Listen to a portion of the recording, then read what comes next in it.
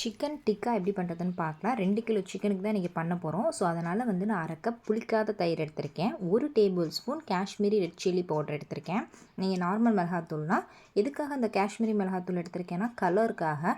எந்த ஒரு கலர் பவுடரும் நம்ம ஆட் பண்ண போகிறது கிடையாது. 1/2 டீஸ்பூன் சாட் மசாலா, 1 டீஸ்பூன் மல்லித்தூள், 1/2 டீஸ்பூன் சீரகத்தூள். இதில் இஞ்சி பூண்டு பேஸ்ட் மட்டும்தான் நீங்கள் அரைக்கிற மாதிரி இருக்கும். கஸ்தூரி மேத்தி ஒரு கைப்பிடி, அதாவது 1 டேபிள் ஸ்பூன் ஆட் பண்ணிக்கோங்க. நல்ல ஒரு ஃப்ளேவர் இருக்கும். உப்பு 2 கிலோ சிக்கனுக்கு தேவையான அளவு உப்பு ஆட் பண்ணிக்கலாம். இஞ்சி பூண்டு பேஸ்ட் பார்த்திங்கன்னா 2 டேபிள் ஸ்பூன், ஹீப்டு டேபிள் ஸ்பூனாக எடுத்திருக்கேன், அதையும் ஆட் பண்ணிக்கலாம்.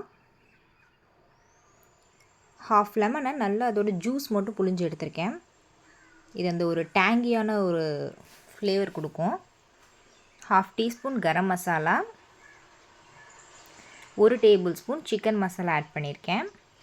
இந்த சிக்கன் மசாலா ஆட் பண்ணுறதுனால நல்ல ஒரு டேஸ்ட் கிடைக்கும்.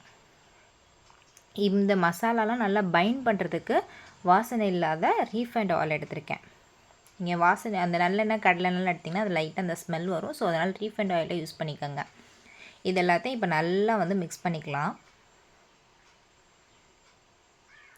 இந்த ஸ்டேஜில் உங்களுக்கு நல்லா அந்த மசாலாலாம் ரொம்ப எனக்கு பிரியவே கூடாது அப்படின்னா லைட்டாக நீங்கள் 1 டீஸ்பூன் வந்து கார்ன்ஃப்ளவர் கூட நீங்கள் ஆட் பண்ணிக்கலாம். நான் மசாலா இன்னும் கொஞ்சம் லூஸான கன்சிஸ்டன்சிக்கு இப்போ செய்ய போகிறேன். ஸோ அதனால் கொஞ்சம் லைட்டாக, ரொம்பலாம் இல்லை, ரொம்ப லைட்டாக தண்ணி ஊற்றி இந்த மாதிரி கன்சிஸ்டன்சிக்கு எடுத்து வச்சுக்கிட்டேன். நல்லா மிக்ஸ் பண்ணியாச்சு. இப்போ நான் இந்த 2 கிலோ சிக்கனை வந்து இதில் வந்து போட்டு மேரினேட் பண்ணிக்கலாம். நல்லா மிக்ஸ் பண்ணிக்கலாம் இந்த 2 கிலோ சிக்கன்ஸை. எல்லா சைடும் நல்லா பைண்ட் ஆகிற மாதிரி நல்லா மிக்ஸ் பண்ணி எடுத்துக்கோங்க. இது சிக்கன் பார்த்திங்கன்னா கிட்டத்தட்ட நம்ம இந்த மாதிரி மிக்ஸ் பண்ணுறதுல தான் இருக்குது எல்லா சைடும். அப்போ தான் அந்த மசாலா வந்து உள்ளே இறங்கும். குறைஞ்சபட்சம் நீங்கள் 1 மணி நேரம்னாச்சும் வெளியில் வச்சிங்கன்னா 2 மணி நேரம் அப்படியே விட்டுருங்க. ஃப்ரிட்ஜில் வச்சிங்கன்னா அட்லீஸ்ட் 1 மணி நேரம்னாச்சும் இந்த மசாலா அந்த சிக்கனில் ஊறினா தான் அந்த டேஸ்ட் வந்து நமக்கு சூப்பராக இருக்கும். அப்படியே கடையில் சாப்பிட்ற அந்த ஃபீல் இருக்கும்.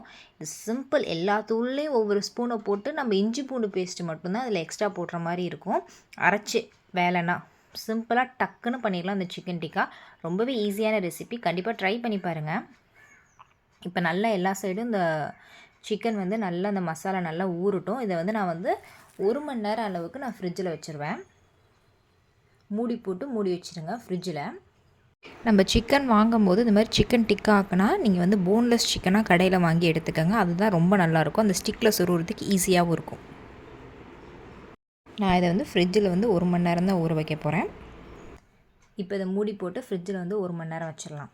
1 மணி நேரம் ஆயிடுச்சு. இப்போ இந்த அளவுக்கு நல்லா வந்து மசாலாலாம் சிக்கனில் இறங்கிருச்சு. இந்த மாதிரி ஒரு ஸ்டிக் வச்சு, பேம்பு ஸ்டிக் அல்லனா நீங்கள் வந்து அந்த சிக்கு ஊசி கூட ட்ரை பண்ணி இந்த மாதிரி பண்ணலாம். தவாவில் செய்கிறதுக்கு அந்த இது கூட நீங்கள் யூஸ் பண்ணிக்கலாம். நான் வந்து அவனில் வைக்கிறேன். நீங்கள் வந்து இதை வந்து ஒரு இரும்பு தோசைக்கல்லில் கூட வச்சு பிரட்டி பண்ணலாம். அவனில் வந்து பார்த்திங்கன்னா நான் வந்து 250 டிகிரி செல்சியஸில் 10 நிமிஷம் ப்ரீ ஹீட் பண்ணிவிட்டு அதுக்கப்புறம் 250 டிகிரி செல்சியஸில் 30 மினிட்ஸ் வச்சு எடுத்தேன். 30 to 35 மினிட்ஸ். உங்களுக்கு கிறிஸ்பியாக வரணும்னா 30 மினிட்ஸ் ஓகே. ரொம்ப கிறிஸ்பியாக வரணும்னா 35 மினிட்ஸ்.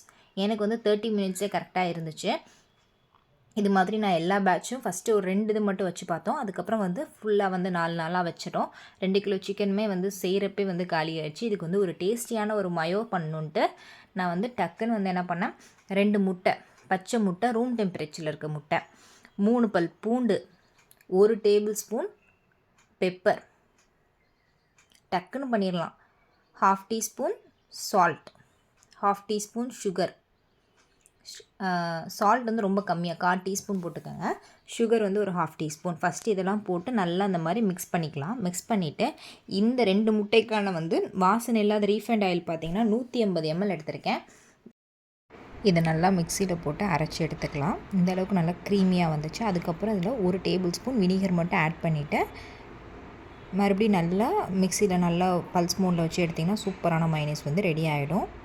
எப்போதுமே மைனீஸ் வந்து நம்ம இந்த மாதிரி ஃப்ரெஷ்ஷாக செஞ்சு உடனே சாப்பிடணும். தயவு செஞ்சு அந்த ஃப்ரிட்ஜில் வச்சு 2 நாள் 3 நாள் வச்சு சாப்பிடாதீங்க. உடனே காலி பண்ணிடுங்க.